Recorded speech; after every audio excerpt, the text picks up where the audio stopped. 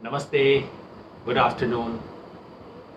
हर Sunday 2 बजे बात करने के सिलसिले को अगले हफ्ते से हम कुछ इम्प्रूव करना चाहते हैं। मैंने सोचा कि सिर्फ भाषण क्यों, एक राजनीतिक भाषण जिसमें मैं किसी विषय पे अपने विचार देता हूँ, उसके साथ कुछ ऐसा हो जो कि दिमाग के साथ साथ दिल से भी बात करे, जो आत्मा से भी बात करे। तो अगले हफ्ते से इसी बातचीत को एक नई शक्ल में हम लेके आएंगे, एक संडे सत्संग की तरह। तो अगले हफ्ते से रविवार 2 बजे संडे सत्संग, जिसमें किसी एक विषय पे ज्ञान भी होगा, लेकिन उसके साथ साथ कुछ और होगा जो सरप्राइजिंग होगा, आप देखिएगा। मैंने इस हफ्ते सोचा था कि बात करूंगा चीन के बारे में, क्योंकि बॉर्डर पे स्थिति काफी गंभीर है। किसी दिन भी मामला और एस्केलेट होने की गुंजाइश हो सकती है। हमारी फौज बहुत हिम्मत से इस वक्त डटी हुई है। सरकार ने उसको बैक करने की कुछ हिम्मत दिखाई है, लेकिन क्या डिप्लोमेटिक फ्रंट पे हम कुछ कर पा रहे हैं? और अगर ये मामला आगे बढ़ा तो कहां पहुंचेगा, इसके बारे में बात करना चाह रहा था मैं कोविड के बारे में, चूंकि अब उसके संख्या लगभग 1 लाख प्रतिदिन होती जा रही है। उलटबासी हुई है ना हमारे यहाँ। जब इतने कम केसेस थे तब हम सारा घर बंद करके ऐसे बैठे हुए थे जैसे पता नहीं बाहर निकलते ही कुछ छूत लग जाएगी। और अब जबकि हर दिन लाख के करीब केस हो रहे हैं, 1000 से ज्यादा डेथ हो रही हैं, अब जैसे मेला लग रहा है, सब बाहर घूम रहे हैं, कोई फर्क नहीं पड़ता। इसके बारे में और सरकार क्या कर सकती थी, क्या कर सकती है, इसके बारे में बात करना चाह रहा था। लेकिन क्या करूं, हेडलाइंस ने पकड़ लिया। अब आप देखिए, सुबह सुबह कौन नहीं चाहता कि उसका नाम हेडलाइन में आए। तो देखिए, अब मेरा नाम आज सुबह सुबह हेडलाइन में आ गया है। ये है इंडियन एक्सप्रेस। सुबह सुबह हेडलाइन है साहब इसके अंदर, Yechury Yadav, 2 professors, film makers named in Delhi police riot chargesheet. खबर हिंदू में भी है, police links Yechury Yadav to Delhi riots. यहाँ पे भी फ्रंट पेज पे खबर आ गई है। खबर टाइम्स ऑफ इंडिया में भी है, और जैसा आप एक्सपेक्ट कर सकते हैं, टाइम्स ऑफ इंडिया दूसरी तरफ से मामले को दिखा रही है। सही है, गलत नहीं है report Times of India. Yechury Yadav charge not charge in riot cops. Police का क्या बयान है वो बता रही है। जब से ये खबर कल शाम को चली, क्योंकि कल शाम को पीटीआई की एक खबर चल गई थी, उसके बाद से इतने फोन आ रहे हैं, व्हाट्सएप मैसेजेस आ रहे हैं, बयान आ रहे हैं, ट्विटर पे चल रहा है। तो वो चाय के प्याले में तूफान कहते हैं ना, वो सब शुरू हो गया है। अब घर परिवार रिश्तेदारों के भी फोन आ रहे हैं, भाई ठीक तो है, कुछ हो तो नहीं रहा, बड़े हम चिंतित हैं। सो मैंने कहा कि सबसे पहले तो मैं बता दूं एग्जैक्टली है क्या। हो सकता है आपने भी देखा हो सकता है आपके मन में भी, कईयों के मन में चिंता भी, शुभचिंतक है, मन में चिंता होती है। चिंता नहीं तो एक क्यूरोसिटी तो हो जाती है, भाई क्या हो रहा है, ये मामला क्या है। दिल्ली में जो फरवरी के महीने में हिंसा हुई, दंगे हुए, अब उसे 6 महीने हो गए हैं, 6 महीने से ज्यादा हो गए हैं। पुलिस इंक्वायरी कर रही है, सैकड़ों केस हो गए हैं। आप जानना चाहेंगे ना कि हो क्या रहा है, अब तक कहाँ खड़े हैं। मैंने सोचा कि इस अपने केस का बहाना लेके आपको बड़ी तस्वीर बताऊं हो क्या रहा है, क्योंकि जो हो रहा है उसका सिर्फ दिल्ली से मतलब नहीं, जो हो रहा है उसका देश से मतलब है, हर भारतीय से मतलब है। आप देश में जहां भी हैं, आपको इसमें इंटरेस्ट होना चाहिए कि वो क्या रहा। तो मैं शुरुआत करूंगा कल जो खबर आई मेरे बारे में, चार्जशीट के अंदर नाम आने के बारे में, उसकी फैक्चुअल रियलिटी क्या है वो बता दूंगा, 5 मिनट की बात। उसके बाद ये चार्जशीट में जिन दूसरे लोगों का नाम है वो क्या रियलिटी है, उसके बारे में कुछ बताऊंगा। और फिर पूरी जो दिल्ली के दंगों की जांच हो रही है, उस जांच के पीछे खेल क्या है। कुछ सवाल हैं, बिल्कुल तीखे, शार्प, पैने, सीधे सवाल हैं जो मैं दिल्ली पुलिस से पूछूंगा, इस उम्मीद में कि उन सवालों का कुछ जवाब तो मिलेगा। पहली खबर कल खबर आई साहब, आपने देखा होगा, पीटीआई की तरफ से खबर आई कि Yadav, Yechury and others named as co-conspirators. Co-conspirator मतलब षड्यंत्र करने में भागीदार की तरह उनका नाम आया है। दिल्ली पुलिस ने एक चार्जशीट फाइल की है। चार्जशीट क्या है, फिर मैंने चेक किया वो चार्जशीट क्या है।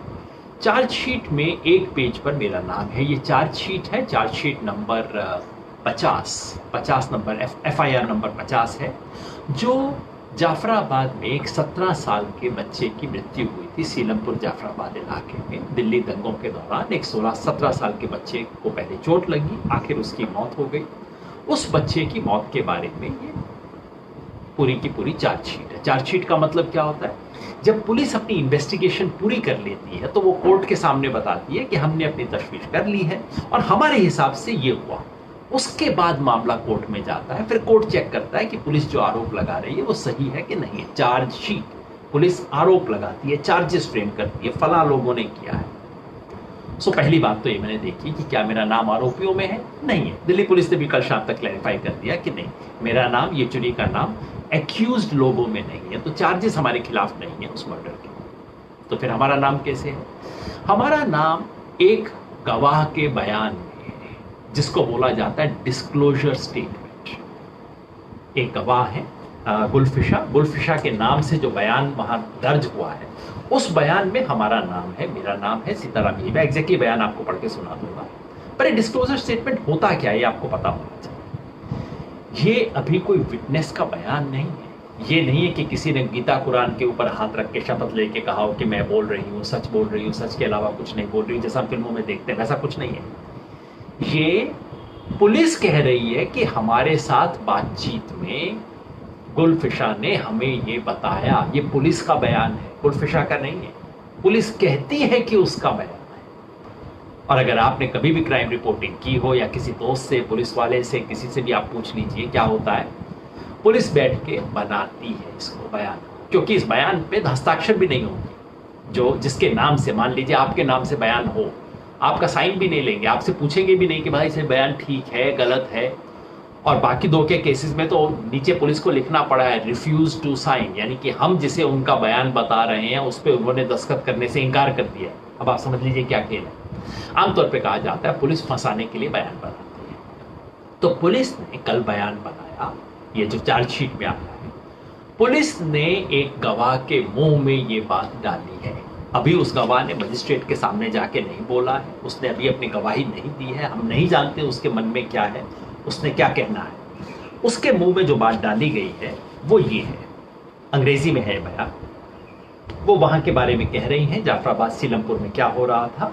तो speeches were made at picket sites by presenting Devangana and Natasha as JNU scholars and telling me the local educated so that the less educated people could be tricked and our talk could have more effect, which was misconstrued CAA. People started explaining to them that they felt that this law was anti-Muslim. अंग्रेजी खराब है, आप चिंता मत कीजिए।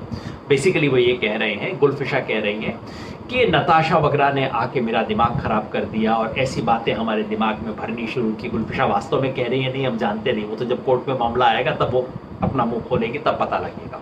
Police उनके मुंह में बातें डाल रही है। और उसके बाद कहती है the crowd has started growing and according to the plan big leaders and lawyers started coming in to provoke and mobilise this crowd, including Umar Khalid, Chandrashekhar Ravan, Yogendra Yadav, Sitaram Yechury and lawyer Mehmood Pracha, Chaudhary Mateen etcetera.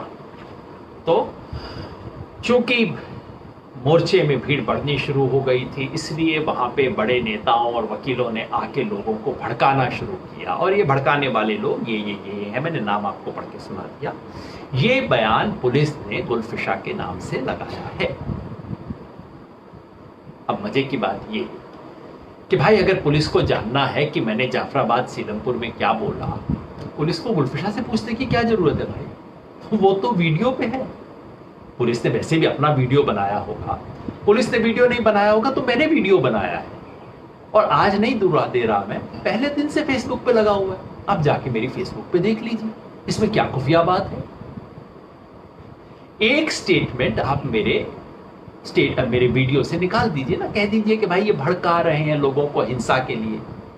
किस चीज का, सारी जांच किसकी चल रही है? जांच चल रही है दंगे और हिंसा की। आप एक स्टेटमेंट निकाल दीजिए ना मेरा कि भाई यहां पे ये हिंसा भड़का रहे हैं लोगों को। सच्चाई क्या है? आप में से जो लोगों ने पहले मेरी बातों को फॉलो किया होगा पूरे एंटी सीए प्रोटेस्ट में एक बात मैं हमेशा कहता था, हर लेक्चर में कहता था, आप जो मर्जी लेक्चर खोल के देख लीजिए, कि इस संघर्ष में हमारे एक हाथ में तिरंगा, दूसरे में संविधान, मन में अहिंसा, जनगण मन का गान, ये कहता था। हर लेक्चर में मैं कहता था, और उसे कह रहे हैं भड़काने वाला लेक्चर, हिंसा भड़काने वाला। अपूर्वानंद, प्रोफेसर अपूर्वानंद का नाम है, आपने कभी सुना है उन्हें? उससे ज्यादा संयमित और संतुलित व्यक्ति आपको मिलेगा नहीं बोलने, सिर्फ स्टेज पे नहीं, सामान्य बोलने में नहीं। भाई धीरज रखो, ऐसे मत करो, कोई गड़बड़ नहीं करो। प्रोफेसर अपूर्वानंद ने मेरी आंख के सामने लोगों को कहा, नहीं आप सड़क से खाली कीजिए। वहां पे जाके खजूर खास में तो उन्होंने लोगों को सड़क से हटवाया कि नहीं, ऐसा हमें कुछ नहीं करना। उस व्यक्ति का नाम इसके अंदर है, सीताराम येचुरी। बहुत संतुलित बात रखने वाले व्यक्ति है, मेरा विचारधारा उनसे मिलती हो ना मिलती हो कोई फर्क नहीं पड़ता है, सब संतुलित बात करने वाले लोग हैं। और अगर आपको पता करना है कि सीताराम येचुरी ने क्या बोला, वीडियो देख लीजिए ना, वीडियो जनता के सामने रख दीजिए, देखो ये बात कह रहे थे, भड़का रहे थे, क्यों नहीं कहते। और जाफराबाद सीलमपुर का तो एक विशेष मामला है। जाफराबाद सीलमपुर ये वही इलाका है जहां पे महिलाएं सड़क पे आ गई थी, जहां फिर आके कपिल मिश्रा ने उनको सामने धमकाया था, फिर उसके बाद जहां से शुरुआत हुई थी। 24 फरवरी को जब वहां दंगा शुरू नहीं हुआ था, हालात बहुत टेंस थे, तो वहां मैं, प्रोफेसर अपूर्वानंद और कई साथी, हम सब लोग 8-10 लोग वहां पे गए। वहां हमने महिलाओं से हाथ जोड़ के रिक्वेस्ट किया, आप हट जाइए यहाँ से, हमारे लिए अच्छा नहीं, आपकी बात सही है, आपका मुद्दा सही है, लेकिन ये तरीका सही नहीं है सड़क रोकने वाला, आप कृपया छोड़ दीजिए। उन्होंने बात नहीं मानी। जब बात नहीं मानी तो प्रोफेसर अपूर्वानंद और मैंने माइक लेके वहां भाषण दिया, कहा कि आपके दोस्त के नाते हम कह रहे हैं, कृपया सड़क पे मत बैठिए, कोई छोटे से छोटा मौका भी मत दीजिए किसी को इस आंदोलन को बदनाम करने का। अरे मैं आज नहीं कह रहा, ये स्पीच भी फेसबुक पे, आप जाके देख लीजिए, 24 फरवरी को मेरे फेसबुक पे मैं लिंक भी डाल दूंगा, आप देख लेना, सुन लेना स्पीच को क्या है। उसको पुलिस इसमें डाल रही है। खेल क्या है, किसी तरह से नाम डाल दो। अब जब कल इसके बारे में हंगामा हुआ तो पुलिस कहती है कि नहीं नहीं, ये तो अभी सिर्फ नाम है, देखिए किसी गवाह ने बोला था, हम क्या करें, गवाह ने बोला था तो हमने उसको रख दिया। गवाह ने बोला था, आपने गवाह की बात रिकॉर्ड की थी। इसमें एक मजे की बात और आई, वो ये कि जो बाकी 2 गवाह हैं, बाकी 2 एक्यूज्ड हैं, नताशा और कलिता, इन दोनों का भी पुलिस ने इसी तरह से बयान रिकॉर्ड किया। और जब हमने कंपेयर किया तो पता लगा दोनों का बयान एग्जैक्टली एक जैसा है, और तो और दोनों के बयान में स्पेलिंग मिस्टेक भी एक जैसे हैं। अब आप बताइए, इन दोनों ने बयान दिया था और ऐसा संयोग हुआ कि दोनों ने पुलिस को बोलते हुए एग्जैक्टली वही शब्द उसी तरह से इस्तेमाल किए, वही स्पेलिंग मिस्टेक किया, या कि पुलिस बैठी हुई बना रही, फोर्जरी है, फैब्रिकेशन है, बैठ के बनाए जाते हैं बयान, तो उन्होंने थोड़ी दिए हैं। इसी तरह से सब हुआ। यही किस्सा पहले भी था, इससे पहले भी 1 महीना पहले भी एक और केस के अंदर मेरा नाम आ चुका था, वो था केस नंबर 50, नहीं शायद ये केस नंबर FIR 50 है, वो FIR नंबर 60 था, जिसमें कोई नईमुल हसन साहब हैं, उन्होंने अपना बयान दिया, उनके नाम पे बयान दिया गया है, जहां पे कहा गया है कि वहां बाहर से लोगों को बुलाते थे, जिसमें advocate Bhanu Pratap, advocate DS Bindra, Yogendra Yadav तथा JNU जामिया और DU के बहुत से स्टूडेंट आते थे, जो सरकार व NRC के खिलाफ बोला करते थे कि मुसलमानों तुम घबराओ। ये दूसरा स्टेटमेंट है, ये दूसरा चार्जशीट में नाम दिया गया। भाई मैं क्या बोला करता था, ये बात तो आप देख लो ना। सो आप कहेंगे मेरे रिश्तेदारों को, दोस्तों को, पार्टी के लोगों को, साथियों को, सबको लगाने, नहीं कोई खास बात नहीं है, ये तो कुछ है नहीं, चिंता करने की कोई बात नहीं, ये नहीं। दरअसल ये अभी शुरुआत है, ये तो अभी, जैसे मैंने कहा, ये तो अभी छोटा सा चुटकुला है, असली कॉमेडी शो तो अभी शुरू होने वाला है। इस देश में अभी कंगना रनौत की बात करके और सुशांत राजपूत की बात सुन सुन के लोग थक गए। अब एक नया एंटरटेनमेंट चाहिए, अब कोई नया सीरियल चाहिए, और आप देखना अभी 2-5 दिन के अंदर नया सीरियल शुरू होगा। इन दो केसों के अलावा जिन 2 केसों में नाम आया है, और दोनों के अंदर जैसे मैंने कहा इसी तरह के स्टेटमेंट में दिया गया है। और आपको ये बता दूं, ये जो डिस्क्लोजर स्टेटमेंट होते हैं इसकी कोर्ट में कोई वैल्यू नहीं है। इसको कोर्ट के अंदर पेश भी नहीं किया जा सकता, कोर्ट देखता भी नहीं है इसको, क्योंकि वो कहते हैं तो आपने पुलिस के अंदर बैठ के खुद बनाया, इसको हम देखें भी कैसे। लेकिन एक तीसरा केस है जिसके अंदर और तशवीश जारी है, जांच हो रही है, इन्वेस्टिगेशन हो रही है। वो क्या केस है? वो है ग्रैंड कॉन्स्पिरेसी का केस, कि दिल्ली दंगों के पीछे एक गहरा षड्यंत्र था, और दिल्ली पुलिस का एक विशेष सेल उस गहरे षड्यंत्र की छानबीन कर रहा है। सुनते हैं उसकी चार्जशीट भी आने वाली है, और मुझे लगता है कि असली खेल वहां से शुरू होगा, क्योंकि इनमें तो नाम डालना मुश्किल है कि भाई दंगे में क्या रोल था, हिंसा में क्या रोल था, जब किया नहीं तो रोल कैसे होगा। तो अब आप देखना अगले कुछ दिनों में आपको बड़ी गहरे षड्यंत्र की खबरें आएंगी। टीवी चैनल आप जानते हैं किस किस चैनल पे क्या क्या खबरें चलेंगी। गहरा षड्यंत्र हुआ, कहीं पे व्हाट्सएप के मैसेज आपको दिखाए जाएंगे और उसके मेंबर्स के नाम दिखाए जाएंगे, तरह तरह की चीजें आपको दिखाई जाएंगी, और इससे कोर्ट में जाने से पहले मामले को सेटल कर दिया जाएगा, जैसा रिया चक्रवर्ती के साथ हो रहा है। ये खेल होने वाला है, मैं पहले से आपको अलर्ट कर दूं, ये खेल शुरू होने वाला है। अभी तक छोटा चुटकुला हुआ है, मगर पूरा कॉमेडी शो अभी शुरू होने वाला है। ये जो मामला है जिसके अंदर कल चार्जशीट जो आई है, उस मामले में हुआ क्या? जैसे मैंने आपको बताया, 17 साल के एक लड़के का, मुस्लिम लड़का था संयोग से, उस लड़के की मौत हुई, चार्जशीट दाखिल हुई। अब आप सोचेंगे चार्जशीट इस बारे में दाखिल हुई होगी कि बच्चे को किसने मारा। भाई कोई व्यक्ति मरा तो पहला सवाल तो ये पूछेंगे ना, कैसे मरा, पत्थर लगा, क्या लगा, गोली लगी, कैसे लगी, किसने मारी, कहाँ हुआ, क्या स्थिति हुई। इसमें चार्जशीट को दिलचस्पी नहीं है। चार्जशीट को दिलचस्पी ये है कि जिस प्रोटेस्ट और धरने की वजह से माहौल बना, वो माहौल बनाने में कौन लोग शामिल थी। नताशा और कंगना और गुलफिशा, इन पे आरोप नहीं है कि उन्होंने इस लड़के को हाथ भी लगाया, ये आरोप ही नहीं है। हो कैसे सकता था, कोई मतलब नहीं था। तो एक हत्या हुई और पुलिस को इसमें दिलचस्पी नहीं है कि किसने गोली मारी, किसने पत्थर मारा, किसने उसकी जान ली। मतलब इससे है कि आपके समर्थन में कौन खड़ा था, जिसके भड़कावे में आके आप बाहर आए, इसके बारे में चार्जशीट हो रही है। आप सोचिए हो क्या रहा है। प्रोफेसर अपूर्वानंद ने इसके बारे में आज एक बहुत अच्छा बयान दिया है, आप वो पढ़ लीजिएगा, उसको हम फेसबुक पे भी लगा देंगे, बयान क्या है।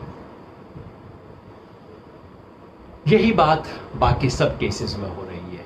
मैंने प्रोफेसर अपूर्वानंद का जिक्र किया, सीताराम येचुरी का जिक्र किया, इसमें उमर खालिद का भी जिक्र किया गया है। उमर खालिद को पहले मैं नहीं जानता था, वो जेएनयू वाला मामला हुआ तब मैंने अखबारों में उनके बारे में पढ़ा, तब भी मैं जानता नहीं था। कोई 1.5 साल पहले उनसे मुलाकात हुई और बात हुई। मेरे मन में भी पहले अखबार वाली छवि थी कि भाई अखबारों ने क्या छवि बना रखी है। फिर मैं मिला, कई पब्लिक मीटिंग भी हमने एड्रेस की और कई घंटों प्राइवेट बात करने का भी मौका मिला। मुझे लगा इतने समझदार और संजीदा लोग आज भी इस देश में हैं।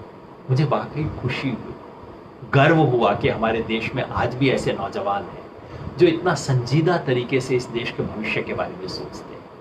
जिस आदमी को पता नहीं क्या क्या लांछन लगा के चलते हैं, वो तो ऐसा आदर्श है। मैं चाहूंगा कि ऐसे युवा इस देश में हर जाति में पैदा हों, हर धर्म में पैदा हों, हर परिवार में ऐसे लोग पैदा हों। उसके बारे में, उसका नाम भी इसमें घसीटा जा रहा है, उसको भी बार बार किया जा रहा है। और हर्षमंदर का नाम इसमें तो नहीं है, दूसरी चीजों में घसीटा जा रहा है।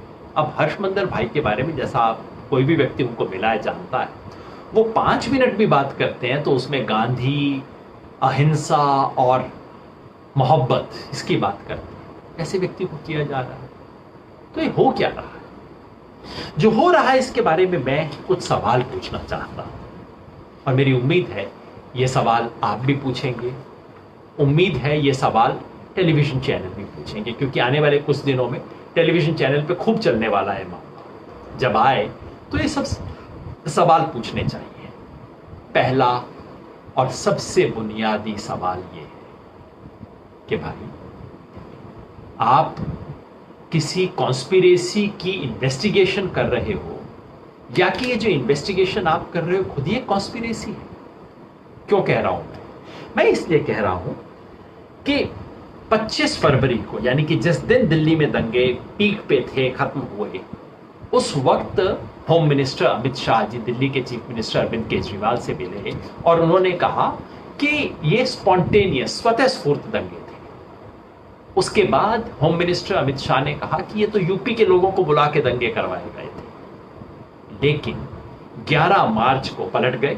11 मार्च को लोकसभा में अमित शाह जी ने बोला ये सुनियोजित दंगे थे, कॉन्स्पिरेसी थी, और उसके पीछे कौन संगठन थे? यूनाइटेड अगेंस्ट हेट, और एक दो संगठनों का नाम भी ले दिया।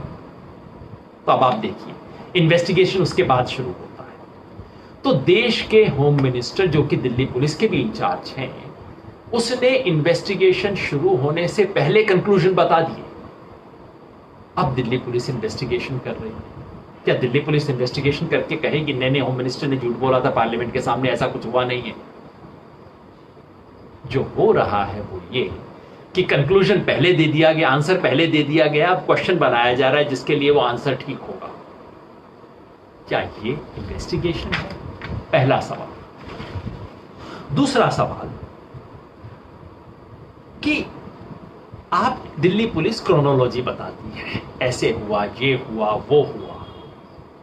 तो क्रोनोलॉजी के अंदर एक चीज दिल्ली पुलिस मिस कर जाती है कि इस देश के मंत्रिमंडल, केंद्रीय मंत्रिमंडल के सदस्य अनुराग ठाकुर जी एक पब्लिक रैली में 27 जनवरी को स्टेटमेंट देते हैं, नारे लगवाते हैं। क्या था नारे? वो बोलते हैं देश के गद्दारों को, वहां से जवाब आता है गोली मारो साहब। ये सब हुआ ना, सब टीवी के ऊपर है, कोई छुपी हुई चीज नहीं है।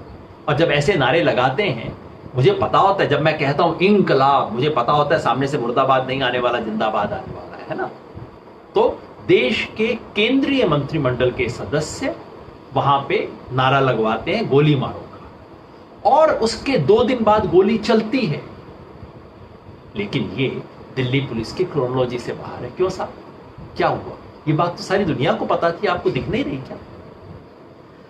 तीसरा सवाल कपिल मिश्रा जी के बारे में। कपिल मिश्रा जी ने 23 फरवरी को वहां जाफराबाद में आके दिल्ली पुलिस के डीसीपी के साथ खड़ा होकर बयान दिया, उसका वीडियो बनाया, अपना वीडियो खुद अपलोड किया। दुनिया भर में दिखाया जा रहा है कि भड़काऊ वीडियो ये होते हैं। यहां तक कि फेसबुक तक को इसके ऊपर टिप्पणी करनी पड़ी और कहा कि नहीं ऐसी भड़काऊ चीजों को हम हटाते हैं। सारी दुनिया को वीडियो दिख गया, दिल्ली पुलिस को लगता है अभी तक नहीं दिखा। जस्टिस मुरलीधरन ने हाई कोर्ट में वो वीडियो दिखा के बोला, पुलिस से बोला आपने वीडियो नहीं देखा इनका? उन्होंने कहा नहीं जी हम जांच करेंगे। उन्होंने कहा मैं अभी दिखा देता हूं आपको। हाई कोर्ट के अंदर चला के उन्होंने दिखा दिया। वो वीडियो आज तक दिल्ली पुलिस को कुछ ऑब्जेक्शनेबल नहीं लग रहा है। और ये कपिल मिश्रा जी की एकमात्र हरकत नहीं थी। दिसंबर से फरवरी तक वो 4 ऐसी हरकत कर चुके थे, सब रिकॉर्ड पे है। आपको अपूर्वानंद का सॉफ्ट से सॉफ्ट बोलना सुन जाता है, और कपिल मिश्रा जो खुल के इस तरह की दबंगई कर रहे हैं, वो दिल्ली पुलिस को नहीं दिखती है। अरेस्ट छोड़ दीजिए, एफआईआर छोड़ दीजिए, नाम नहीं है उनका, उनसे इन्वेस्टिगेशन नहीं हुआ है, एक सवाल नहीं पूछा गया है उनसे। तीसरा सवाल कि दंगों में बीजेपी से जुड़े हुए कई लोगों का नाम कई वीडियो के अंदर आया। हमने देखा कि एक महिला थी, रागिनी तिवारी जी, उनका पार्टी एफिलिएशन स्पष्ट नहीं है, लेकिन वो बिल्कुल खुल के दंगों के दौरान कह रही हैं या तो मर जाओ नहीं तो मार दो इनको। बिल्कुल खुल्लम खुल्ला हिंदू मुस्लिम दंगे में करवा रही हैं। वीडियो है, एफआईआर हुआ, अरेस्ट हुआ, कुछ हुआ उनके खिलाफ? आप बताइए। बीजेपी के तमाम नेताओं का नाम आया है, सत्यपाल सिंह, जगदीश प्रधान, नंद किशोर गुर्जर, मोहन सिंह बिष्ट, इनके बारे में आरोप लगे हैं। आरोप की जांच तो होनी चाहिए। मैं नहीं जानता आरोप सच है बुरा है, मगर दिल्ली पुलिस जब हर व्यक्ति को, हर स्टूडेंट को पता नहीं कहां कहां से ढूंढ रही है, तो भाई ये 4 लोग तो आपकी आंख के सामने हैं, इनकी जांच क्यों नहीं? ये बताइए। 5वां सवाल, एक वीडियो आपने देखा होगा, बहुत दुखद वीडियो है जिसमें कुछ बच्चे जमीन पे पड़े हुए हैं और पुलिस वाले डंडे मार मार के कह रहे हैं गाओ जनगणना, लो तुम्हें आजादी देंगे। उसमें से एक लड़का है फैजान, जिसकी डेथ हो जाती है। पुलिस मार रही है, लड़के की डेथ हो जाती है। पुलिस की वीडियो पे है, बाहर की वीडियो पे है, सब कुछ है। क्या पुलिस ने अपने बारे में, अपने लोगों की शिनाख्त की? क्या दिल्ली पुलिस को यह नहीं पता कि वो उनके अपने लोग कौन हैं? जब इतनी बार अखबारों ने सवाल पूछा तो परसों दिल्ली पुलिस का बयान आया है, हाँ हम ढूंढने की बड़ी कोशिश कर रहे हैं और अब हमारे को एक सुराग मिल गया है, जो कि सुराग से ये पता लगता है कि किसने अश्रु गैस के गोले अपने लिए करवाए थे। फिर वहां रजिस्टर से हम चेक कर रहे हैं, जिसका मतलब है कि दिल्ली पुलिस में कोई सच नहीं बोलता। दिल्ली पुलिस के कमिश्नर सिर्फ ऑर्डर नहीं दे सकते थे कि बताइए मुझे कौन व्यक्ति है, नहीं बताएंगे तो जिस जिसको पता था सब बर्खास्त हो जाएंगे। 24 घंटे में जवाब आपको आ जाता। दिल्ली पुलिस अपने व्यक्ति को नहीं ढूंढ पा रही है, 6 महीना हो गया है। क्या हो रहा है?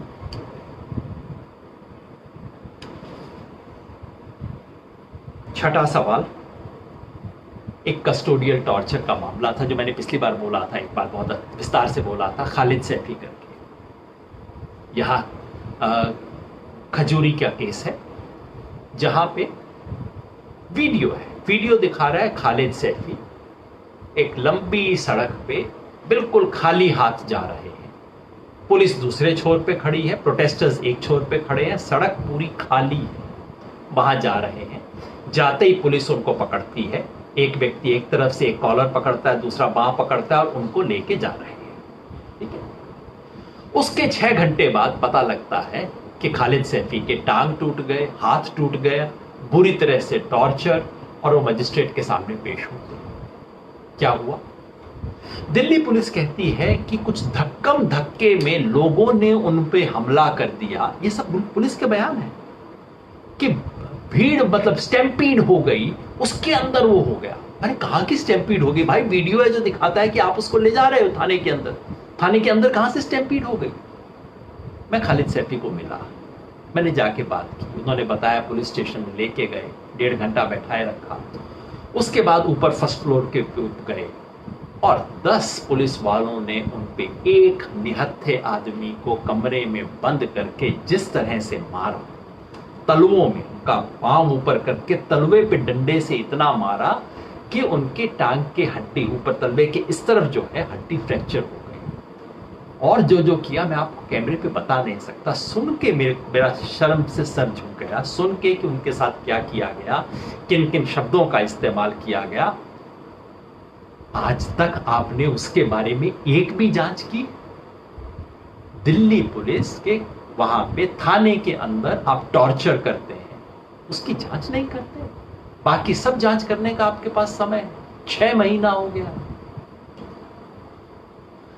7वां सवाल, इतने वीडियो आए हैं जिसमें पुलिस के लोग पत्थर चला रहे हैं, सीसीटीवी कैमरा तोड़ के एविडेंस डिस्ट्रॉय कर रहे हैं।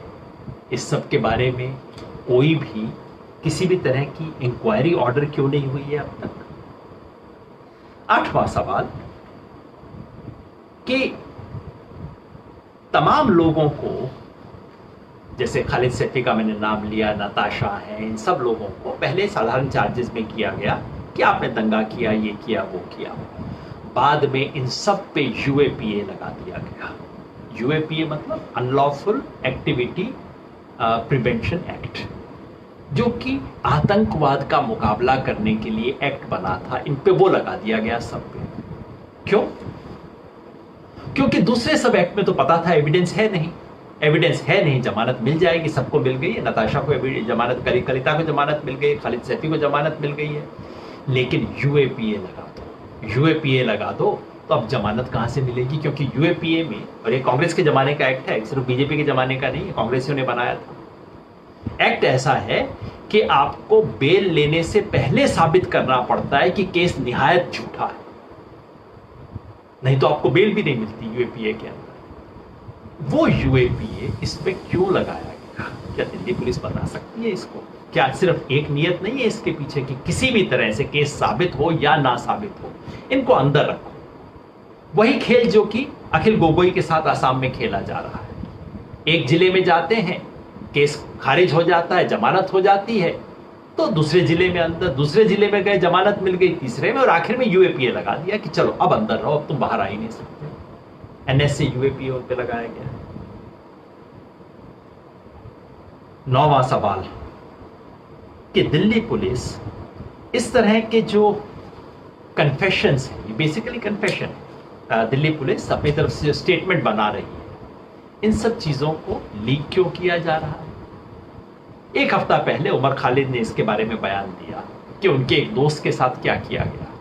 वो गए, उनको पुलिस ने बयान थमाया और कहा कि अब इसको चुपचाप से पढ़ो। उसने पढ़ लिया, कहा कि ये बयान दो, डराया धमकाया, कहा कि ये बयान दो। कैसे दो? टीवी के कैमरा लगाएंगे, कैमरा के सामने दो। उसने पढ़ना शुरू किया, ना ना ना, पढ़ के नहीं, याद कर लो और अब इसको कैमरा पे बोलो जैसे कि तुम स्पॉन्टेनियसली बोल रहे हो। है, कैमरा की तरफ देख के बोलो, ऐसा लगना चाहिए तुम नॉर्मली बोल रहे हो, हमारी प्रेजेंस में नहीं बोल रहे हो। क्या ये पुलिस का काम है? आपका काम सच ढूंढना है, किसी बने बनाई चीज को मैन्युफैक्चर करना और किसी को फंसाना आपका काम नहीं है। ऐसा क्यों हुआ? और आखिरी सवाल, दिल्ली पुलिस एक व्हाट्सएप ग्रुप के बारे में बड़ा इंटरेस्टेड चल रही है। कह रही है कि साहब एक व्हाट्सएप ग्रुप था, अभी नाम वाम आ जाएगा, जैसे मैंने कहा कि बड़ी इसमें आपको अभी कॉमेडी शो पूरा देखना बाकी है। जैसा आप कंगना रनौत वाले, आप सुशांत वाले केस में चल रहा था ना, व्हाट्सएप पे मैसेज मिल गया, ये मिल गया, वो मिल गया, वैसा वाला खेल अब यहां भी चलने वाला है। तो दिल्ली पुलिस कहती है एक व्हाट्सएप ग्रुप था, जिस व्हाट्सएप ग्रुप के ऊपर दिल्ली में दंगे का षड्यंत्र रचा जा रहा था। भाई आपने कभी सुना है कि 40-50 लोगों का ग्रुप, जिसमें कभी कोई आ रहा है, कोई जा रहा है, कुछ नाम ऐड हो रहे हैं, कुछ नाम हट रहे हैं, और महीनों तक, 3-3 महीनों तक वो ग्रुप चल रहा है। ऐसे किसी ग्रुप में षड्यंत्र होते हैं? आपने सुना? षड्यंत्र होता है 5 लोगों का, 7 लोगों का, बंद ग्रुप का षड्यंत्र होता है। इस तरह का मजाक क्यों किया जा रहा है? ये मेरे 10 सवाल है दिल्ली पुलिस के लिए। उम्मीद है दिल्ली पुलिस से उत्तर मिलेगा। मैं इसलिए कहता हूं कि पुलिस एक प्रोफेशनल फोर्स है। पुलिस और पार्टी में अंतर है। बीजेपी चुनाव जीती है, सरकार चलाए, लेकिन पुलिस का काम है किसी भी हिंसा के मामले में सच बोलना। क्या वो सच दिल्ली पुलिस बोल रही है? दिल्ली पुलिस के दामन पे, उसकी वर्दी पे ऑलरेडी एक बहुत बड़ा दाग है। आपको याद है ना 1984, भूले नहीं होंगे दिल्ली के लोग। दिल्ली शहर में दंगा हो रहा था, पुलिस देख रही थी, दंगे में हिस्सा ले रही थी, और उसके बाद उस पर लीपापोती करवाई। सब क्यों? क्योंकि उस समय की रूलिंग पार्टी चाहती थी कि दंगा हो गया, कोई बात नहीं, और उसके बाद उसके ऊपर लीपापोती, हमारे लोगों का नाम ना आ जाएगा। ये खेल हुआ था, हम सबको याद है 84 में क्या हुआ था। ठीक वैसा ही, उससे भी खतरनाक खेल अब हो रहा है। दंगा हुआ, उस दंगा होते वक्त रोकने की कोई कोशिश नहीं, और उसके बाद पुलिस उसके अंदर हिस्सा लेती हुई पाई गई, और अब उससे एक कदम आगे बढ़ के पलट के अब उनके ऊपर केसेस, जो कि विक्टिम, पलट के केस उस आंदोलन पे, एंटी सीएए आंदोलन पे, जिसने इस देश की संविधान की रक्षा के लिए आंदोलन किया। दिल्ली पुलिस क्या चाहती है, और खेल सारा यही है, इस सारे खेल का उद्देश्य ये है, anti CAA protest is equal to Delhi riot. ये लोग जो दिल्ली के चुनाव के वक्त खून के खेल खेल रहे थे, वोट के लिए हिंदू मुसलमान में दंगा करवाने, हिंसा करवाने, घृणा फैलाने का कोशिश कर रहे थे खुल के सड़कों पे, उन्होंने कुछ नहीं किया। और ये लोग जो गोली चलवाने के नारे डलवा रहे थे, उन्होंने कुछ नहीं किया। जो मरो और मारो की बात कर रहे थे, उन्होंने कुछ नहीं किया। जो गांधी का नाम लेते थे, जो संविधान की शपथ लेते थे, जो बाबा साहब अंबेडकर की बात करते थे, वो लोग दोषी। मतलब क्या कि एंटी सीएए प्रोटेस्ट को अपने आप में आप अपराध घोषित कर दो, किसी की हिम्मत ना हो दोबारा खड़ा हो। प्रशांत भूषण के साथ क्या हुआ? कोशिश तो यही थी ना कि एक प्रशांत भूषण का मुंह बंद कर दो और ऐसा बंद करो कि 100 लोगों का अपने आप मुंह बंद हो जाएगा। अरे प्रशांत भूषण नहीं बोल रहा, तुम्हारी क्या औकात है, वो तो खेल उल्टा पड़ गया। खैर उसका बता दूं, कल सुबह प्रशांत भूषण जाके सुप्रीम कोर्ट में वो 1 रुपया जमा करेंगे और बयान देंगे, और उसके बाद पूरे देश में एक कैंपेन चल रहा है जहां लोग खुद जुड़ के कह रहे हैं कि 1 रुपया मैं भी जुर्माना देना चाहता हूं, सच में मैं भी शामिल होना चाहता हूं। तो वो खेल तो उल्टा पड़ गया। अब ये दूसरा खेल है जिसमें ये कि अच्छा, आपने सरकार के कानून का विरोध करने की हिमाकत की, आपको सजा मिलेगी। लोग पलट के पूछते हैं, साहब पार्लियामेंट का पास किया हुआ एक्ट था, आपने विरोध क्यों किया? क्यों भाई, मुझे संविधान के तहत अधिकार है। किसी को आप भारत के संविधान की इमारत न्यूनतम पढ़वा के देख लीजिए, क्या सीए एक्ट उसको पास करता? आज तक सुप्रीम कोर्ट ने उस पर विचार क्यों नहीं किया है? तो कानून आप रातों रात पास कर दो, सुप्रीम कोर्ट विचार ना करे उस पर, और आप मुझसे पूछो कि आप विरोध क्यों कर रहे हो? खड़े होके संविधान की शपथ लेके, तिरंगा को लेके, मन में अहिंसा, जनगण मन का गान, अगर इसके बाद हम विरोध नहीं कर सकते तो फिर ये लोकतंत्र नहीं है। और ये जो सारा खेल खेला जा रहा है, इस खेल की ट्रेजेडी सिर्फ ये नहीं है कि एक नताशा को, कंगना को, गुलफिशा को, उमर खालिद को फंसाया जा रहा है। असली ट्रेजेडी ये है कि इस देश के सब लोगों को संदेश दिया जा रहा है कि अगर तुम संविधान की दुहाई दे के अहिंसक तरीके से, लोकतांत्रिक तरीके से प्रोटेस्ट करोगे तो जेल में जाओगे। हाँ, सड़क पे खड़े होके गुंडाई करोगे, गोली का नाम लोगे तो कोई बात नहीं, बस अगर बीजेपी आपके साथ है चिंता मत करो, कुछ नहीं होगा। ये देश में लोकतंत्र के दरवाजे बंद कर देगा। और इस देश में रूल ऑफ लॉ, ये विश्वास कि देश कानून से चलता है, कोई भी व्यक्ति कितना भी बड़ा हो, कानून उससे भी बड़ा है। होम मिनिस्टर से बड़ी है आईपीसी, और अगर होम मिनिस्टर इस देश का कोई गैर कानूनी काम करता है तो उसे भी अंदर जाना पड़ेगा। कानून ऊंचा है, ये विश्वास खत्म होता है इन चीजों से, और इससे खत्म होता है इस देश में जो राष्ट्र निर्माण की जो प्रक्रिया, बहुत नाजुक सी प्रक्रिया, बड़ी मुश्किल से ये देश बना था। दुनिया के तमाम लोगों ने कहा था ये सब, ये हिंदू मुसलमान के चक्कर में खत्म हो जाएगा देश, इतनी भाषाएं हैं, इतनी जातियां हैं, खत्म हो जाएगा ये देश। उन सबको मुंह बंद करके ये देश बना है। बहुत नाजुक तार जोड़ जोड़ के देश बना है। और अगर देश के करोड़ों लोगों को ये मैसेज जाता है कि बोलने की तुम्हें आजादी नहीं है, इस देश में कुछ बोल नहीं सकते, सेकंड रेट सिटीजन बन के रहना है तो चुपचाप से रहो, नहीं तो मत रहो, इससे देश का फायदा नहीं, ये देश का नुकसान करने का। इसलिए सारी बात को समेटते हुए मैं आपको कहना चाहता हूं, अगर आपके मन में मेरे बारे में चिंता है, आप ज्यादा चिंता मत कीजिए। अभी तक कुछ हुआ नहीं है, जैसे मैंने कहा अभी चुटकुले की शुरुआत है, अभी तो पूरा कॉमेडी शो बाकी है, देखिएगा आगे आगे क्या होता है। और वैसे भी जो होता है वो तो होगा ना। अगर आप सच के लिए खड़े होंगे तो कुछ कीमत तो देनी पड़ेगी। प्रशांत भूषण ने तैयारी कर ली थी कि 6 महीना जेल में जाना पड़ेगा, ये करना पड़ेगा। अगर आप सच के लिए खड़े होंगे तो तमाम तरह के झूठे आरोप लगेंगे। इमरजेंसी में क्या हुआ याद है आपको? इमरजेंसी में जॉर्ज फर्नांडिस, जो कि इमरजेंसी का, इंदिरा गांधी का विरोध कर रहे थे, उन्होंने महान रेलवे स्ट्राइक ऑर्गेनाइज की थी। उनके खिलाफ क्या मुकदमा चला था? बड़ौदा डायनामाइट केस, कि ये आदमी डायनामाइट को यूज करके उड़ाने वाला था। ये सब केस चलाए गए। बाकी सब लोग रिहा हो गए थे। जॉर्ज फर्नांडिस 1977 इलेक्शन के दौरान भी रिहा नहीं हुए थे, जेल के अंदर थे, जेल के अंदर रह के चुनाव जीता था। ये सब चीजें पहले भी हुआ है। जब जब ऐसी सरकारें जो लोकतंत्र को खत्म करना चाहती हैं, वो हमेशा इस तरह का कोई ना कोई शगुफा लेके आती है।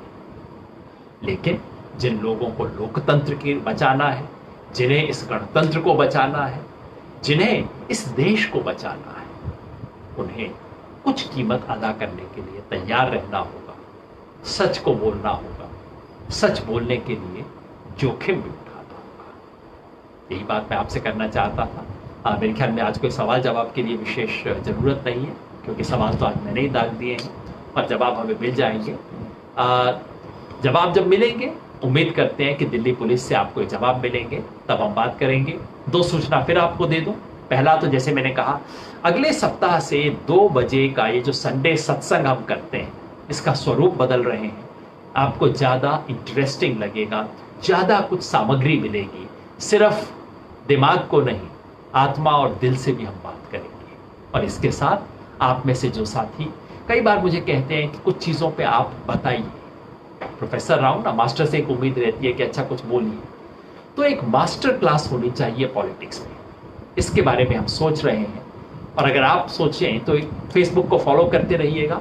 मास्टर क्लास इन पॉलिटिक्स का विज्ञापन आएगा, रजिस्टर करना पड़ेगा, सिर्फ रजिस्टर्ड लोगों को हम लेंगे उसमें, तो आप उसके लिए तैयार रहिएगा। मास्टर क्लास इन पॉलिटिक्स का विज्ञापन आपके लिए आ रहा है।